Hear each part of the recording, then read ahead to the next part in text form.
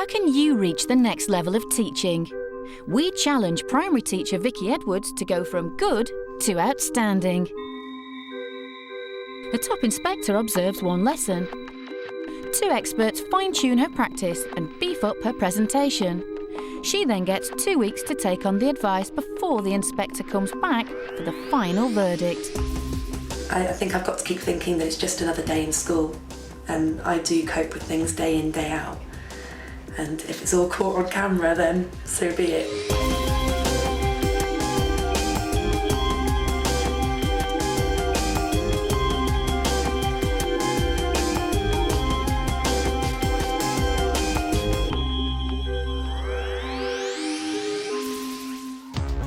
Pools Park Primary is a 2-form entry school in North London.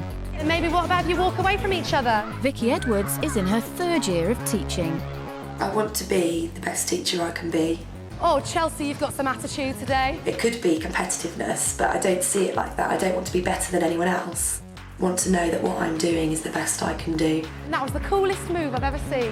Can I wear it like that, like a headband? The school rates her teaching as good, and she's being mentored by Deputy Head Jack Newton. Vicky's a good teacher. She has the potential to be outstanding. What I see is somebody who is willing to take risks in order to improve the classroom environment. Hello! She's very kind and helps us all the time when we need help. My goodness, you wrote that all by yourself?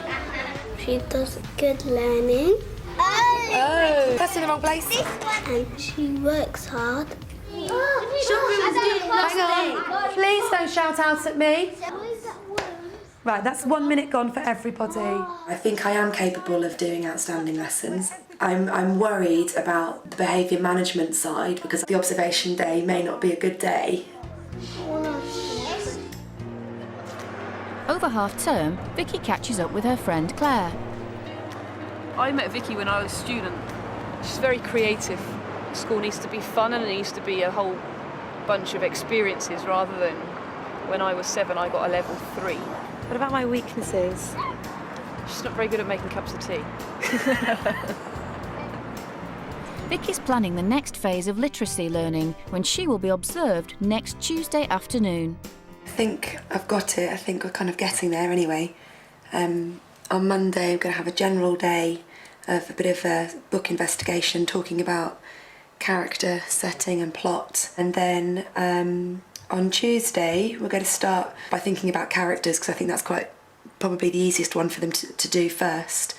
And I think we're going to use some role play with some props and costumes to maybe in mixed ability groups think about a character for their own story.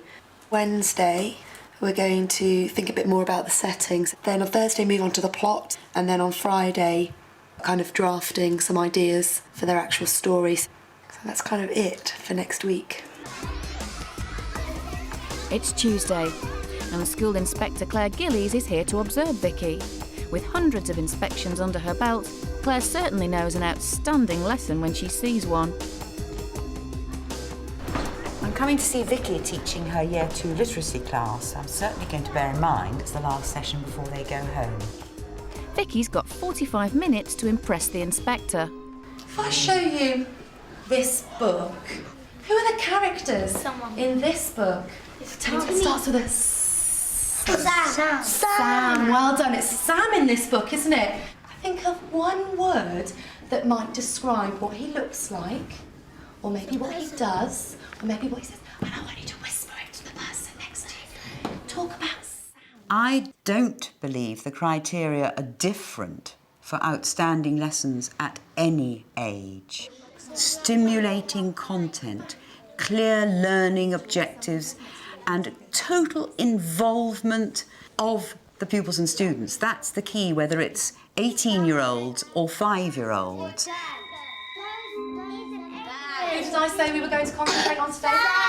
Sam. That's my picture of Sam. Who's going to tell us the first word they thought of? He's small. He's small. You're right. He is small. That's part of the story, isn't it? That's part of the plot that he's small. Well done. Tasha. He's angry. He's angry. Sometimes he's really angry. Is anybody in here angry today? Yeah. I bet you can show me your angry faces.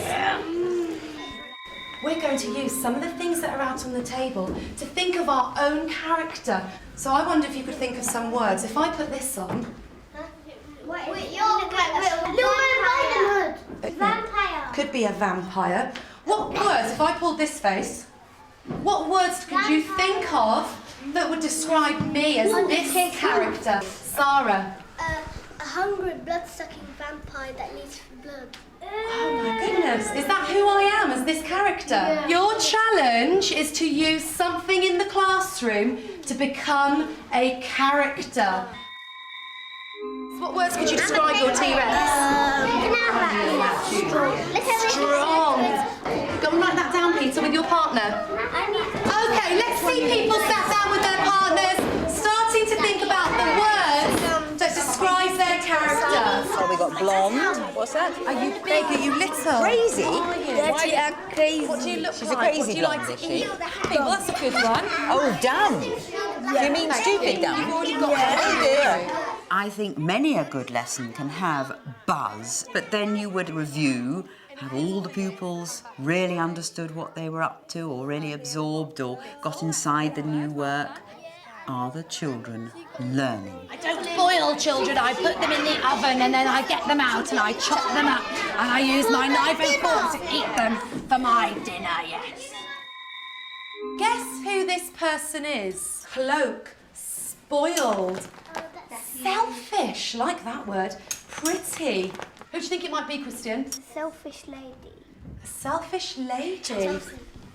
Are you a princess? Yes. Come on then, princess. Has anybody got any questions they want to ask this spoilt, selfish princess? I'm not really. Are you Little Red Riding Hood? No. Why are you selfish? Good question. Why are you selfish? What do you do? Because I think I'm the best. What a good answer, because she thinks she's the best. Well, let's give the princess a big clap. Thank you very much, princess. Let's just keep concentrating for one more minute whilst I tell you that you have made your own characters. And who can tell me what the point of this lesson was? Chelsea? We were going to be making up our own characters. We were going to be making up our own characters. Miss Edwards, can we wear our stuff outside? The easiest bit was when you had to put the clothes on, and the hardest bit was when you had to write. What did Claire think of the lesson? Vicky, thank you very much for letting me enjoy that lesson with you too. Tell me how you feel it went as a whole. Did they learn what you wanted them to learn?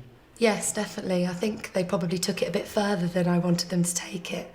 Really, the plan was that they started thinking about the character and different words, but actually they started taking it a step further to thinking about stories behind the character and, you know, where they'd come from and that kind of thing. Right. Now, there were some lovely moments in the lesson, so let's focus on them first, and then I'd like to try and pull together how much did they learn and what did they actually get out of it. They certainly, some of them practiced writing, and some of them did some very quick, quite good writing, and there were some excellent words appearing around some of those pictures that they drew. It was also a wonderful opportunity for them to develop social skills, just as much an objective to keep them working well together. You've got some very good questions. That wonderful one about why are you selfish, which you said that was a lovely question. So that was great, because that was they were really thinking about that one there. You're obviously sticking ruthlessly to the behaviour management, but you weren't going to stop until they were all quiet. So there were lots of strengths in there. The one thing I wasn't quite clear about, because you gave me your plan afterwards, that's great. Yeah. I don't think they got clear in their mind the difference between the character of somebody and what that person looks like. And I thought, well, we're perhaps getting a bit confused here. And I think they could have got, look, some of these words are what they look like.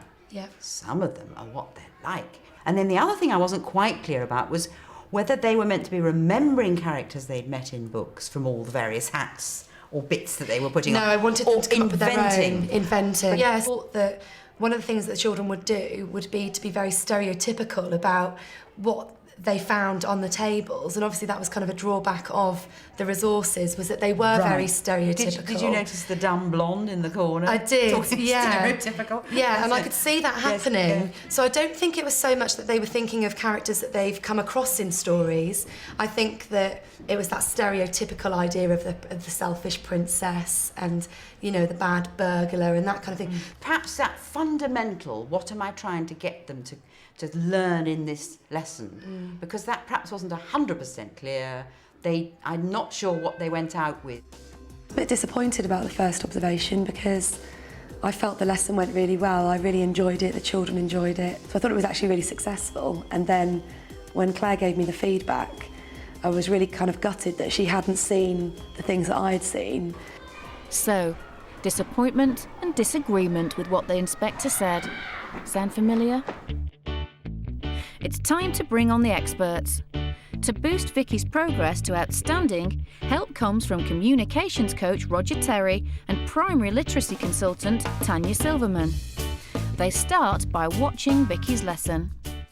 One of the things that she does have is some very nice gestures that really work well with what she's saying. One of the good elements is the strength of her relationship with the children. She's got a good bond and good rapport, and they've all got their hands raised up and very eager to participate. From a literacy point of view, I think she needed to have a much clearer view of what she wanted the children to learn. Sometimes she loses presence completely, and that's when I've seen the class go into a little bit of chaos. A much tighter structure on what she wants them to learn, I think that would help support that as well. I think the two things would go very well together. I really enjoyed watching your lesson, and I particularly like looking at the children in your class. A lot of characters in there. I think part of the battle of being very successful in the classroom is firstly engaging your children, which obviously you're really good at doing that, and being confident enough to do the drama, which lots of teachers are nervous about. But I actually felt that they weren't sure how you wanted them to move on. And I think perhaps we could have put that in the plans with some maybe key vocabulary or maybe some key questions. And I was just thinking about that sort of idea. What sort of vocabulary would you want them to use to show that they'd sort of progressed and their learning had moved on? Possibly I would have wanted kind of more vocabulary about you know, behaviour, personality, those kind of words, which I didn't focus on enough during the input to the lesson. So that's something that I'd perhaps go back and, if I was to do the lesson again, put that into the planning. So I was thinking if we could maybe look at some strategies, perhaps for targeting that learning. The bit where you drew the person, you gave the children a really good model, that they really enjoyed it. You had a very nice head. And you had the sort of hair like this. And you then started to begin to ask the children to group the words well, which is the activity you were looking at. But then you could perhaps have done some key questions there. Perhaps you could have written at the top, what do they look like?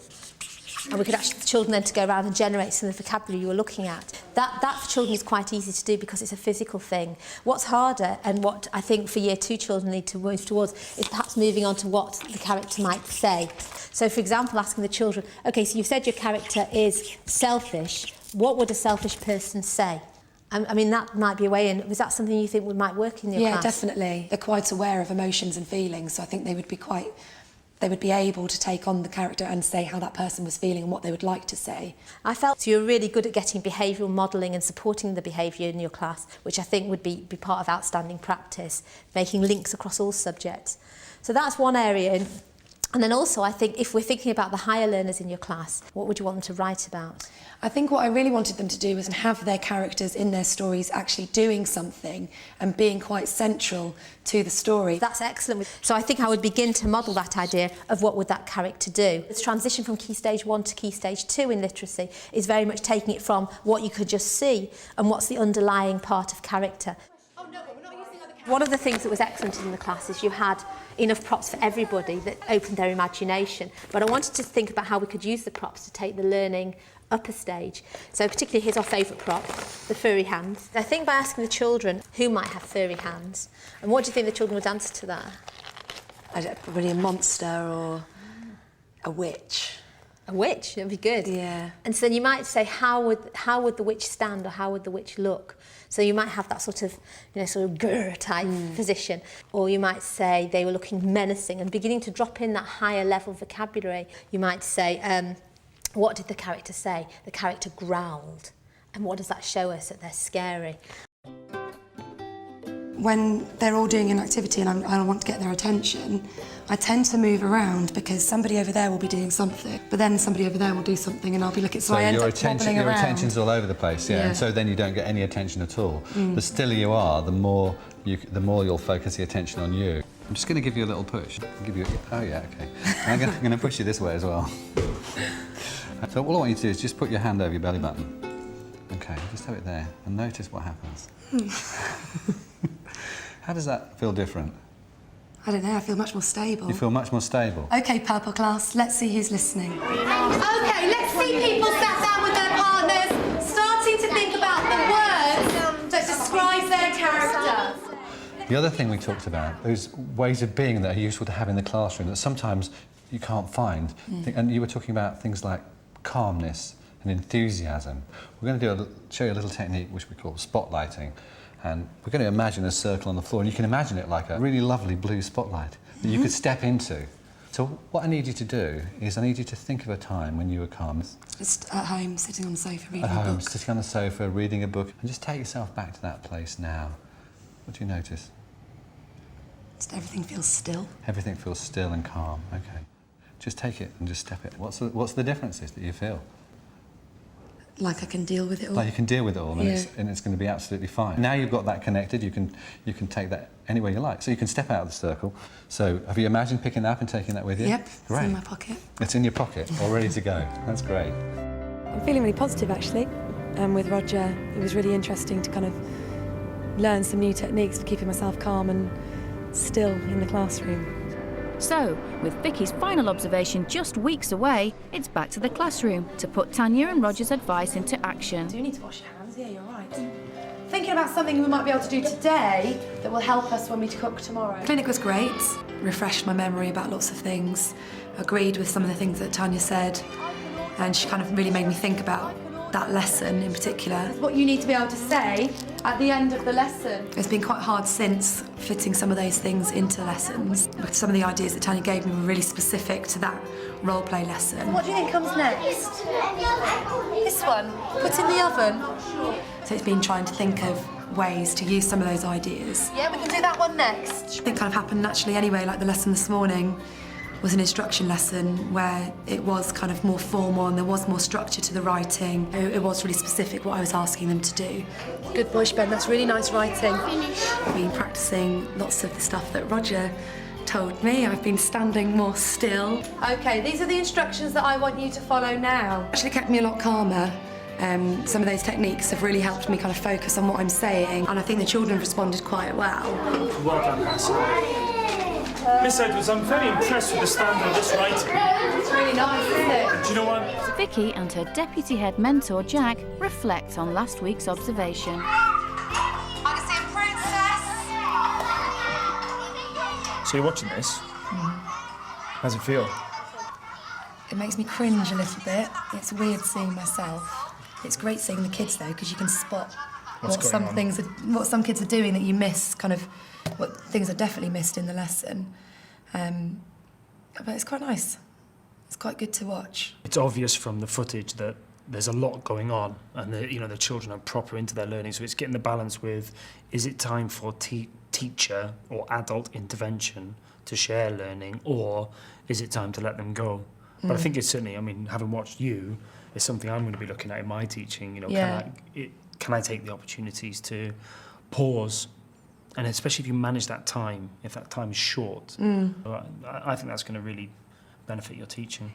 I think there's some tension between the judgment that Claire made on the day and what we see on a day-to-day basis with Vicky's teaching. Vicky came out very pleased about the lesson, and I think she was stunned at some of the feedback, and it really took her back. However, there's positives in that, because the opportunity for Vicky to reflect as deeply as she's done over the last 3 or 4 weeks has been powerful. Vicky is trying different techniques, and they will improve her teaching. I can see that already, and I think Vicky can. With another week of practice to go, Vicky's class are learning about instructions with the help of teaching assistant Kate Handford.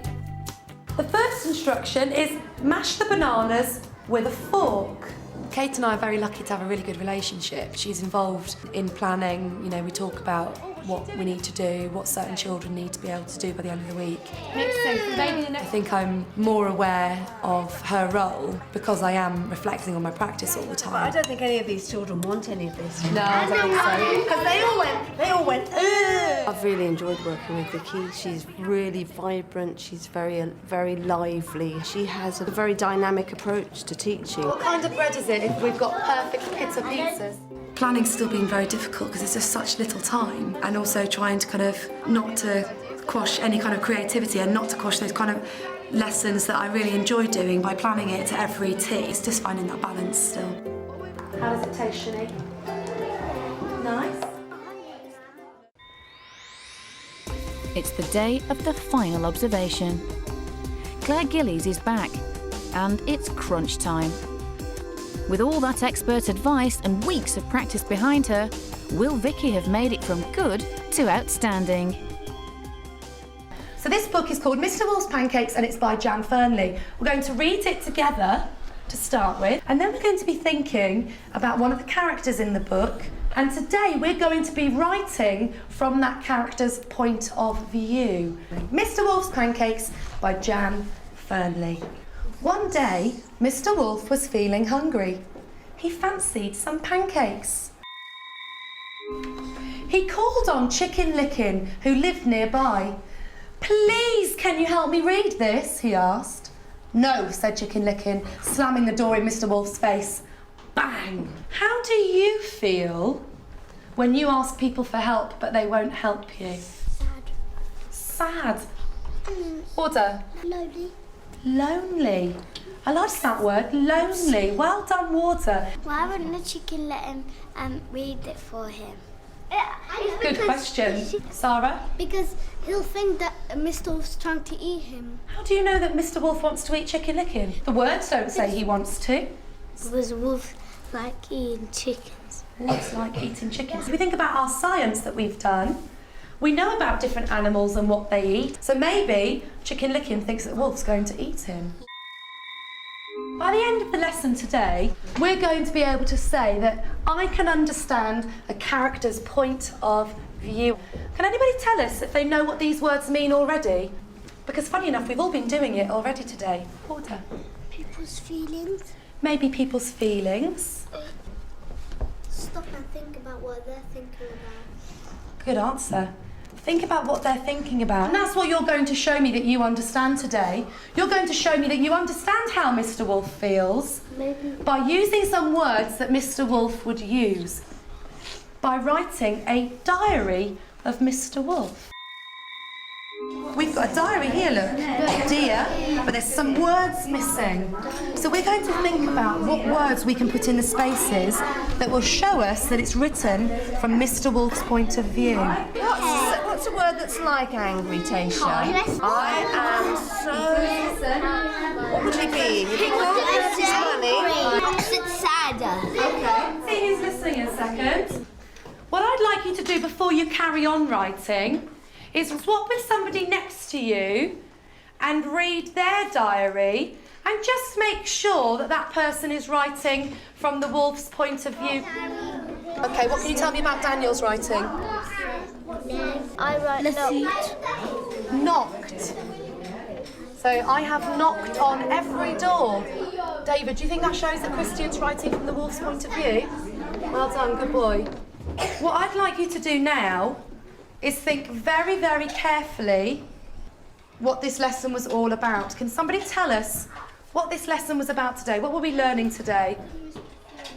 How Mr. Wolf feels. How Mr. Wolf feels, yeah. What were those words that we looked at?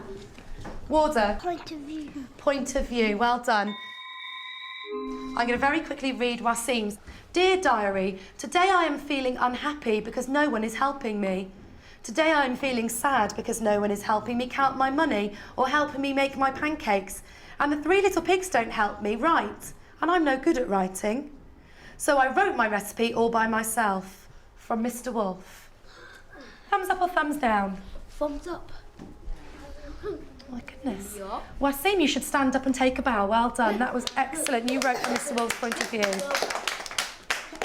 Very nice.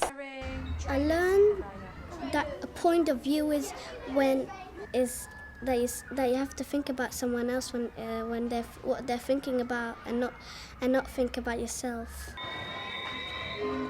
Well, thank you very much for letting me watch another lesson. I really enjoyed this morning's Mr. Wolf session. Did you feel you achieved what you set out to achieve in that session? I think so. I think, if not more, I was quite surprised with some of the comments they were making on the carpet. So I was really pleased with that they were thinking about what they were hearing in the story. Absolutely. And they were and using their past knowledge as well, and their knowledge of wolves and chickens and, and Red Riding Hood and that kind of thing. Well, there were some very successful elements, I thought, in that lesson.